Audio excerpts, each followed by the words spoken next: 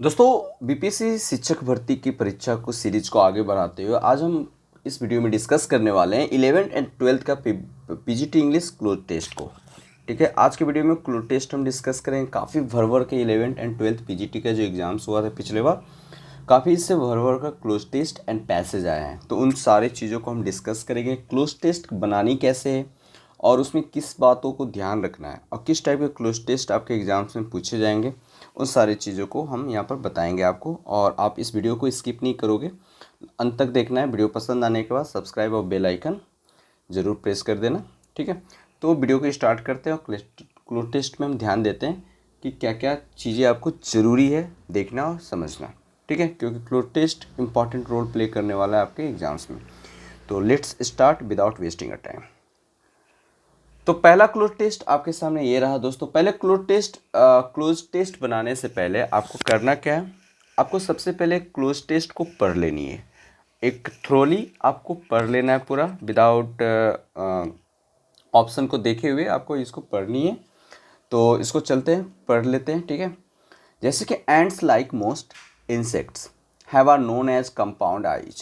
This means their eyes have multiple lenses. In general, most species, okay, ये जो आप यहाँ पर देख रहे हो ना, ये एरर, टाइपिंग एरर हो गया है। ठीक है, इसको ध्यान नहीं देना। तो and do not have particularly great eyes for seeing और dash for far ants can detect movement and see the areas around them, but dash more and senses and information they get from their legs and antenna from their eyes. तो इसमें देखना है दोस्तों कि सबसे पहले इसमें क्या कहा जा रहा है। आपको इसको हिंदी में ट्रांसलेट करने की नीड नहीं है। ठीक है, ट्रांसलेशन करने मत बैठ जाना। इसको आपको चीज़ों को समझना है कैसे कि ये इसमें कहना क्या चाह रहा है। ये जो आपका क्लोज टेस्ट है ये कहना क्या चाह रहा है, इसको पहले देखना है ध्यान से। तो स्टार्ट करते बनाते हैं। तो एंड्स लाइक मोस्ट इंसेक्ट, जो एंट है वो भी एक इंसेक्ट है, जो सभी इंसेक्ट होते हैं वैसे। और यहाँ इंसेक्ट्स जब आया है तो उसके बाद देखो यहाँ पर वर्ब प्लूरल आया, like most insects have. Okay, अब ये जो आया dash are known as compound eyes, हाँ, are known as compound eyes, ध्यान देना। तो ऑप्शन यहाँ पर दे रखा है what, whose, how and who.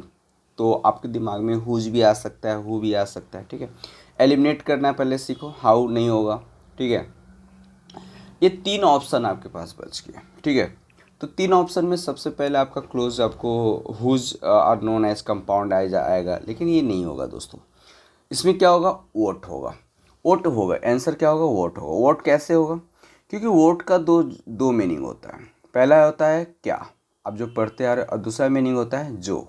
ठीक है, ठीक है, इस तरीके से हम चीज़ों को यहाँ समझते हैं।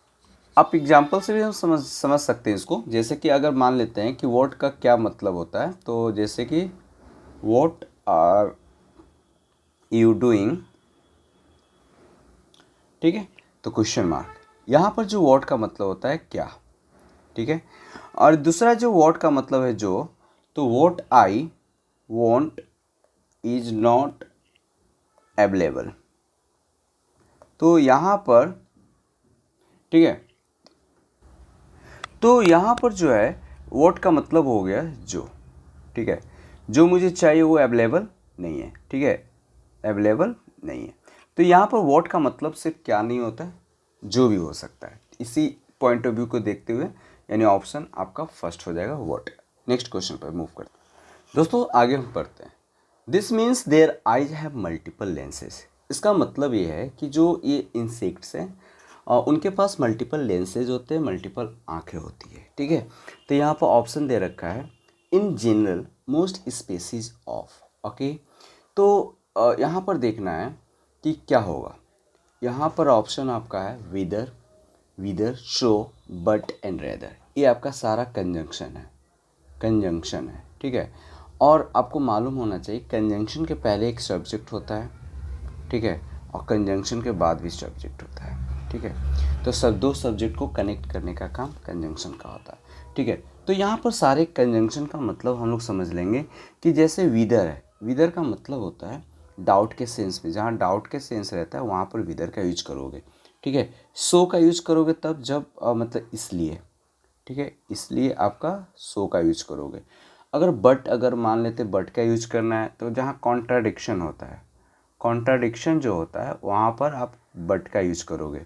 और रैदर का यूज चॉइस, अगर आपके पास चॉइस सेंटेंस है वहाँ पर रैदर का यूज करोगे। तो इस तरीके से प्रीपोजिशन का सेंस हो गया, मीनिंग। तो आपको यहाँ पर क्या यूज करना है, this means their eyes have multiple lenses. Their किसके लिए है, इंसेक्ट्स के लिए आ रहा है देयर, और यहाँ पर मल्टीपल लेंसेज। तो यहाँ पर तो इसके बाद in general most species of and do not have particular great eyes for seeing far. तो यहाँ पर क्या हो जाएगा, ऑप्शन सो। ठीक है, क्या हो जाएगा, सो, यानी ऑप्शन सेकंड। इसलिए so in general most species of and do not have particularly great eye for seeing. Sorry, यहाँ पर सो नहीं होगा, बट का यूज़ करेंगे, क्योंकि जैसे कि यहाँ पर हमने एक चीज़ देखना भूल गया था। जैसे कि do not have particularly great eyes for seeing, बहुत सारे ऐसे species, most species do not have, और यहाँ पर क्या बोला गया था, दे हैव। ओके, तो एक है एक पॉजिटिव और उसका जस्ट अपोजिट, तो बट जहाँ लगता है वहाँ पर एक मतलब पॉजिटिव बोला जा रहा है, मतलब पॉजिटिव एक और एक दूसरा नेगेटिव बोला जाएगा, तो वहाँ पर बट का यूज करोगे, यानी आंसर क्या हो जाएगा, बट। ओके दोस्तों, आगे हम देखेंगे कि ant can detect movement and see the area around them, do not have particular great eye for seeing. अब यहाँ डैश दिया हुआ है, यहाँ पर क्या होगा, फार डैश। तो यहाँ पर आपके साथ ऑप्शन नेक्स्ट क्वेश्चन पर मूव करते हैं, तब पता चलेगा। हाँ, ये क्वेश्चन आपका रहा, क्वेश्चन नंबर 3। तो फार सीइंग, फॉर सीइंग फार, तो यहाँ पर आपका फिर से शम है, मेनी है, एनफ है, वेरी है। तो शम हम का यूज करते हैं क्वांटिटी के सेंस में हम यूज करते हैं मात्रा, मेनी भी हम क्वांटिटी के सेंस में यूज करते हैं। ठीक है, एनफ पर्याप्त, एनफ यानी पर्याप्त के सेंस में हम लोग यूज करते हैं, और वेरी मतलब ज़्यादा। तो यहाँ पर क्या हो जाएगा, ऑप्शन नंबर 4 फार, वेरी फार मतलब दूर, seeing very far. Okay, next question की ओर मूव करते हैं, क्वेश्चन नंबर 4 की तरफ। दोस्तों आज आगे हम बात करेंगे ants can detect movement and see the area around them, but more and senses and information they get from their legs and antenna dash from their eyes। तो ants can detect movement, ants जो है वो movement को detect करते हैं, and see the areas, और जो area को देखते हैं जो उनके चारों तरफ होती है। लेकिन बट यहाँ पर दिया गया आपका ऑप्शन में, क्वेश्चन नंबर हम लोग किसको देख रहे हैं, 4 को देखना चाह रहे हैं, क्वेश्चन नंबर 4। तो 4 की तरफ मूव करते हैं। ठीक है, क्वेश्चन नंबर 4 नेक्स्ट है। हाँ, यहाँ पर आपका है calculate, shout, rally and struggle.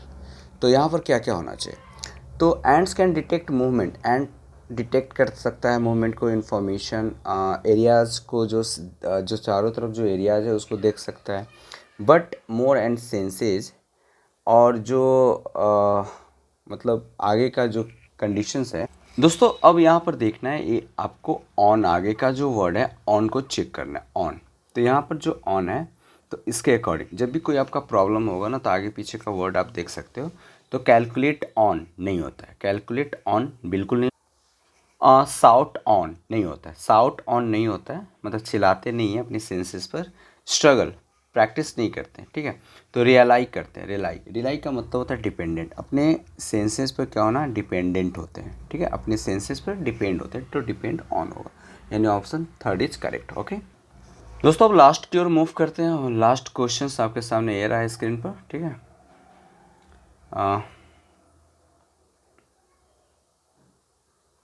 Question number 5।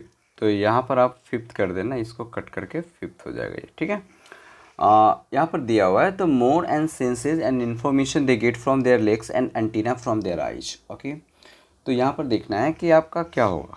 ठीक है, तो यहाँ पर वर्ड्स जो आपको ध्यान रखना है, मोर कंपैरेटिव को दिखा रहा है, कंपैरेटिव है ना, तो मोर के साथ देन, यानी कंपैरिजन को शो किया जाता है। ठीक है, कंपैरिजन को शो किया जाता है। तो यहाँ पर यही चीज़ कहने की कोशिश किया जा रहा है कि जो इनको इन्फॉर्मेशन है, सेंसेस है, इन सभी चीज़ें जो है उनको ज़्यादा मतलब from there legs and antenna, ना कि देन फ्रॉम देयर आई, ना कि आँखों से। तो यहाँ पर चीज़ें आके यानी देन कंपैरिजन को शो करेंगे। ठीक है, तो इस तरीके से आपका क्लोज टेस्ट आपके एग्जाम्स में आने वाले हैं। ठीक है, नेक्स्ट क्लोज टेस्ट पर चलते हैं। दोस्तों क्लोज टेस्ट नंबर 2 है, आपको इसको अच्छे से फिर से आपको एक बार थ्रोली आपको पढ़ लेना है। ठीक है जैसे देखो, व्हेन ही डाइड ऑन 27 नवंबर 1953, ठीक है, Galveston O'Neill was recognized as one of the major dramatists of the modern world. 4 times a Pulitzer Prize winner, he had also been the 1936 Nobel Prize for Literature. His plays have been translated into most major languages and read by more people than those of other playwrights except William Shakespeare. Okay, except William Shakespeare, and maybe G. Bernard Shaw. O'Neill was a puzzle to his friends, a genuinely shy, brooding, complicated man is whom alternated with touching kindness. He was both naive and worldly. One biographer found him sentimental one instant, hard as nails the next. His widow, after 26 years with O'Neill, said to his work, you must understand that man, for the work and the man are one.